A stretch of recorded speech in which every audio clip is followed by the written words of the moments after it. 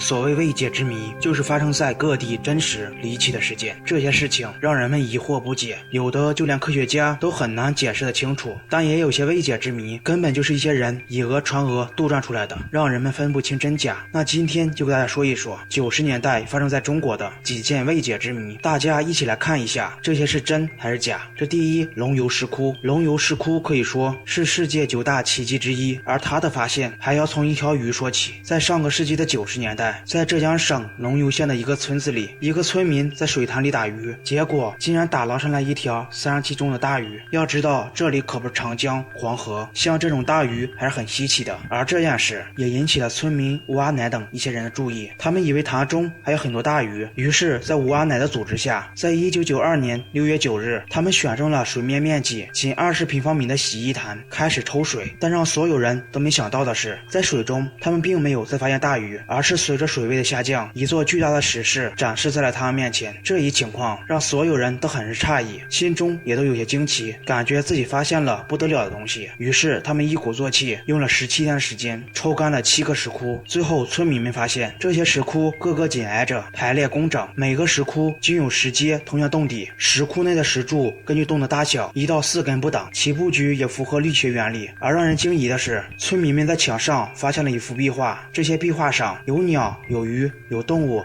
等等吧，描绘了很多东西，相当的神秘。而这一发现也震惊了考古界。后来根据专家们猜测，龙游石窟可追溯到公元前212年，甚至更加久远，是至今现存发现的世界上最大的古代地底人造建筑。但这其中问题就更多了，在数千年前，在那个时代，想要开凿龙游石窟群可不是那么容易的，它用石多长，造于何时，又是谁建造的，都无法解释得清楚。而也因为龙游石窟和埃及金字塔有些类似，在古代都很难以建造，很多事情也都无法解释得清楚，所以龙游石窟又被人们列为世界9大奇迹之一。二，贵州野人袭击事件。野人我们都不陌生，在我国最著名的应该就是神农架事件了。但最后经过多方调查，人们始终没有发现野人的踪迹，因此也有人认为所谓的野人都是自导自演的一出好戏，目的就是打响景区的名气。至于这个猜测是真是假，谁也不清楚。但其实不只是神农架，在我国的全国各地都曾陆陆续续发现过野人，甚至还流传出了野人袭击人的事情。这件事发生在贵州省百拉村，一个60多岁的老汉购买完年货准备回家，结果在路上遇到了当地传说中的野人，对峙过后，野人就把老汉给抓了起来。而这一幕正好被远处的一个路人看到了，就连忙找来了人。可当人们赶到的时候，只发现了奄奄一息的老汉，而那个野人也消失得无影无踪。至于这个事情是真是假，没人清楚。不过这个在当地确实流传着很多关于野人的传说，只不过他们不叫野人，而是叫变婆、人熊。但是传说也只是给他增加了一些可信度，在没有证据的情况下，当故事听一听也就好了。三，空中怪车。这个据说在1992年12月1日凌晨3点左右，贵阳市都西林场发生了一件怪事。在几分钟的时间内，都家林场马家塘林区400多亩松林成片被拦腰切断，在一条长约3公里、宽150米至300米带状区域内，只留下了1.5米至4米高的树桩。而与都西林场相距5公里的都拉营铁道部贵阳车辆厂也遭到了破坏，厂区棚顶的玻璃钢瓦被吸走，整个围墙都被推倒，钢管被截断，重达50吨的火车车厢竟然位移了20米远。更让人不解的是，这场灾难破坏性虽然巨大，可却无一人伤亡，别说是人，就连牲畜都不例外。更有值班的保卫人员说，他们虽然被风卷取了数公尺，在空中移动20多米后才落下，但确实没有受到半点伤害。这一点让所有人都心中惊疑，那空中怪车到底是怎么回事？这个有人猜测是 UFO 造成的，因为有很多人都说曾看见过强光，还有人具体描述出了当晚看到的一幕。根据一个叫做吕顺红的人所说，在当天15分至18分的时候，他听见大风吹起石头打在玻璃上的声音，他起来关冰箱，因为不放心，所以起来特意看了下，结果从窗户看到了天空上有一个金黄色的光球从远处飞来。这个光球长约1米，是椭圆形的，光球中间是绿色，期间夹杂着十分美丽的七彩光，有光环，逆时针飞行，光环后面有雾气。光球飞行的高度约有20米，速度很快，时间只有2秒钟就飞过去了。地上的沙子被狂风卷起，打碎了玻璃，狂风把它吹倒在桌子上，然后就昏了过去。醒来时，房子的屋顶已经被吹跑了，玻璃洒他一身，但人却没有受到伤害。这是不是很像对 UFO 的描述？到了最后，根据这件事的说法大概有2种，一种人认为是由于龙卷远方的滚地雷所致，另一种就是不明飞行物造成的。至于哪一种说法更可信，这个就要看大家更偏向于哪一种说法了。4. 青藏高原巨型地下空间。在1995年，中国、法国、加拿大等多个国家组成了联合科考队，对青藏高原进行地层探测。这本是一次很平常的科学考察活动，但出乎人们意料的是，这一次考察他们竟然发现，在青藏高原阿尼玛青山之下，竟然存在一个面积约10到15平方公里的巨大地下空间。这个消息一出，就震惊了全球，纷纷猜测这如何形成的？难道真有外星人在喜马拉雅山下面修了一个巨型基地？这个猜测显然不可靠。为此，科学家提出了2种看法，一种是水构成说，大概的意思就是在不知多少年前，印度板块撞击欧亚板块时，很可能在2大板块交界处的青藏高原地下形成了一个巨大的空洞，其原理就像是帐篷被用力撑起来一样。因此，一部分科学家从探测的反馈数据判断，认为此处空间的岩层里充满了水分子。2.